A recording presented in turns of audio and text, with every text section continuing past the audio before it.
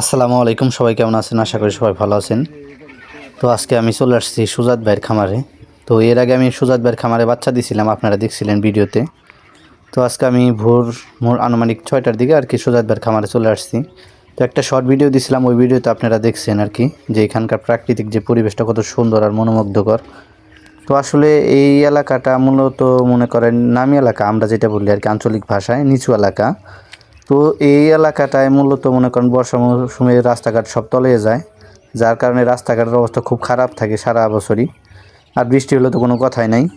তো এইখানে আসতে আসলে সবচাইতে মেন সমস্যা হলো রাস্তা। তাছাড়া সব পরিবেশ, খামার করার মতো পরিবেশ, সবচাইতে উপযুক্ত পরিবেশ একটা এই এলাকাটা আর কি। তো এখানে আসার পর আসলে দেখেন এই যে পাশে একটা পুকুর আছে, এখানে খামার, বাড়িতে খামার।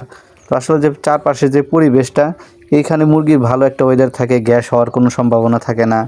তো তারপর আপনার ওয়েদারটা ঠিক থাকে, আপনার উপরে যে আপনার রোদটা একটু বেশি পড়তে পারে, কিন্তু পাশে পুকুর থাকার কারণে ঠান্ডা একটা বাতাস আসে।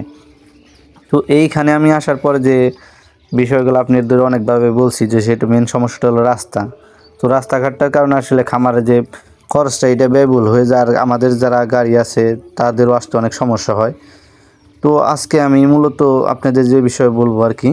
তো আপনারা যারা খামার করেন বা খামার বিষয়ে বিভিন্ন তথ্য আমার কাছ থেকে জেনে থাকেন, তো যাদের পুকুর আছে, পুকুরের পাশাপাশি যদি খামারগুলো করেন, দেখা গেছে আপনার ওই খামারের যে লিটারটা আছে ওইটা যদি নিচে পড়ে, দেখা গেছে অনেক সমস্যা হতে পারে।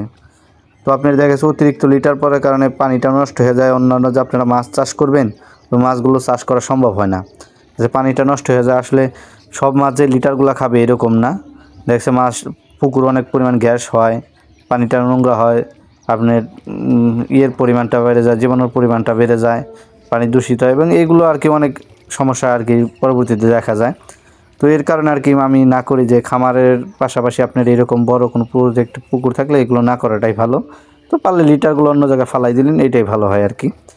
তো এই হলো আজকের ভিডিও। তো সকলে ভালো থাকবেন, সুস্থ থাকবেন, আর আমার জন্য দোয়া করবেন। আসসালামু আলাইকুম।